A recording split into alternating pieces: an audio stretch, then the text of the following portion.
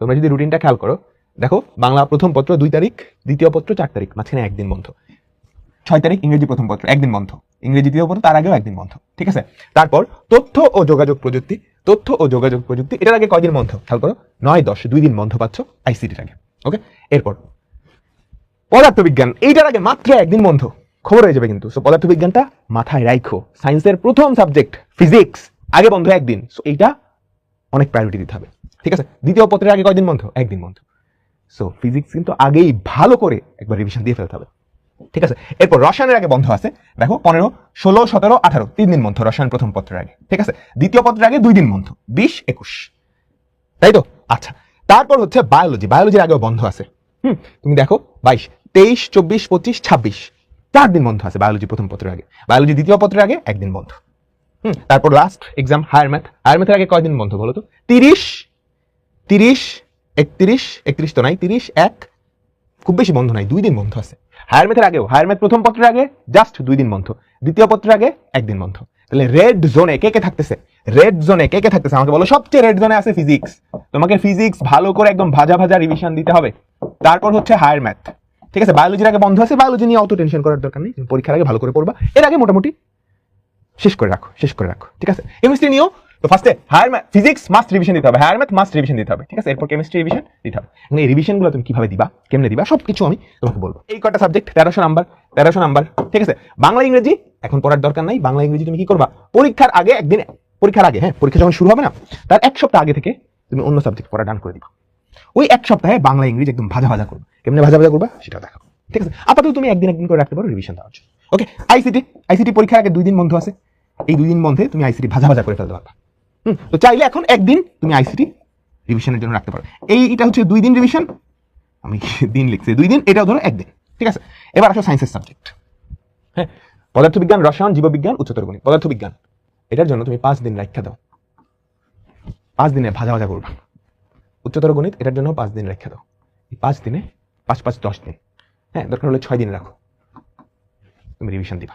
নতুন পড়া অফ, যা যা পড়ছো রিভিশন দিবা। রসায়ন, জীববিজ্ঞান এগুলো মোটামুটি ধরো 3 দিন রাখলা, এটা 3 দিন রাখলা, তাহলে কয়দিন হলো বলো তো? 6, 6, 12, 12, 6, 18, ঠিক আছে। 18 আর 1, 19, 19 আর 2 কত? 21, এখানে তুমি আরেকদিন বাড়াইলে তো কতদিন হলো? 23 দিন।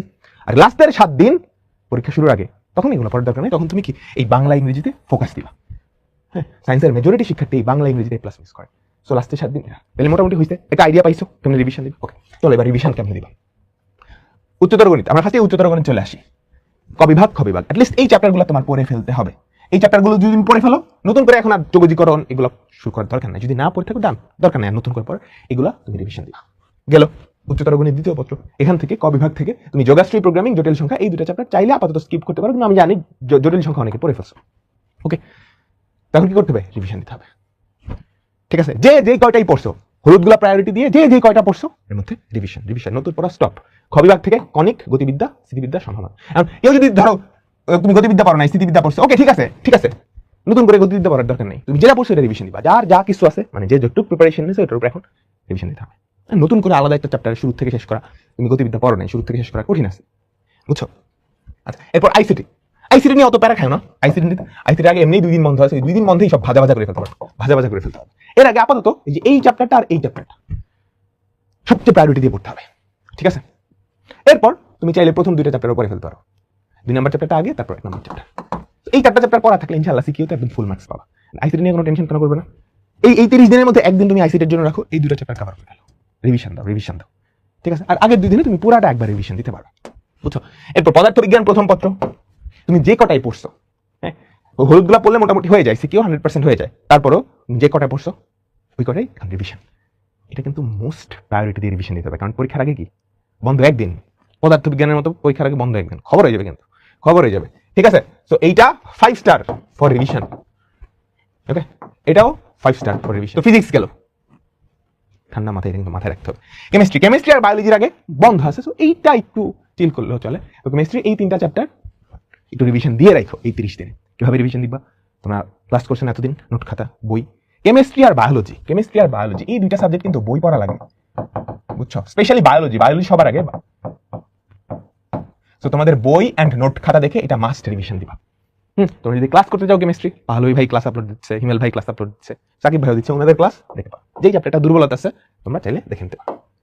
ঠিক আছে, এরপর বায়োলজি সেম, এটাতে সবচেয়ে প্রায়োরিটি দিতে হবে কি তোমার মেইন বই। আমাদের এসএস এর টিচাররাও কিন্তু আমাদের জন্য ক্লাস আপলোড দিচ্ছে, তো চাইলে ওখান থেকেও করতে পারো, বাট এখানে মেইন প্রায়োরিটি রাখতে হবে বই, বই অ্যান্ড নিজের নোট খাতা। ঠিক আছে, এই মুহূর্তে এসে তুমি তো নতুন করে কিছু বুঝার নাই, মানে বায়োলজি তুমি যা পড়ছো ওটাই কি রিভিশনের মধ্যে রাখো। সো বই, হ্যাঁ, হাসান স্যারের বই ফার্স্ট পেপার, আজমল স্যারের বই সেকেন্ড পেপার। আর ক্লাস যদি করতে চাও শুভ্র ভাই, ফাহাদ ভাই, তোফায়েল ভাই, ওনাদের ক্লাস আছে, চাইলে করতে পারো, চাইলে করতে পারো। কেমন? ওকে, তুমি সব জানো, সব রিসোর্সেস কই কই আছে সেটাও জানো, এখন কি করতে হবে? জাস্ট করে ফেলতে হবে। সাধারণ কিছু গাইডলাইন, এই গাইডলাইনের কথা আমি একটু আগে বলতেছি। তুমি সকাল বিকাল গাইডলাইন ভিডিও দেখো কিন্তু নিজে পড়ো না, তাহলে হবে? সো সোশ্যাল মিডিয়া অফ, এটা করতে পারলে খুবই ভালো, স্পেশালি যাদের প্রিপারেশন খারাপ। যাদের ভালো, তোমরা ফেসবুক চালাও, ওয়ার্ল্ড কাপ দেখো, সামনে ওয়ার্ল্ড কাপ আসতেছে, ভেরি গুড। কিন্তু যাদের প্রিপারেশন খুবই খারাপ, তুমি এখন না পড়লে খবর হয়ে যাবে না এইচএসসিতে। So try to avoid.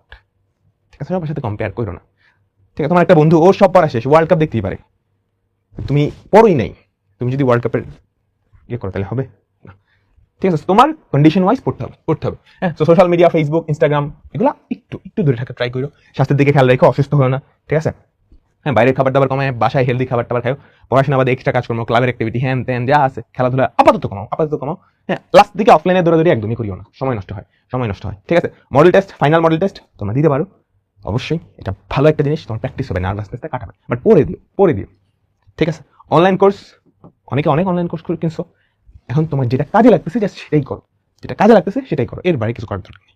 ঠিক আছে, ঘুমায়ও প্রতিদিন 6 থেকে 8 ঘন্টা, হ্যাঁ 6 ঘন্টা ধরো, মিনিমাম 6 ঘন্টা তো ঘুমানো লাগবে, 6 ঘন্টা ঘুমাও, বাকি 18 ঘন্টা আছে, 18 ঘন্টা থেকে তুমি 13-14 ঘন্টা পড়তে পারবা যদি ঠিক মতো পড়ো। তো ঘুমাও, একটু লিখতে হবে, প্র্যাকটিস করতে পারেন, পরীক্ষা তো ফার্স্ট বাংলা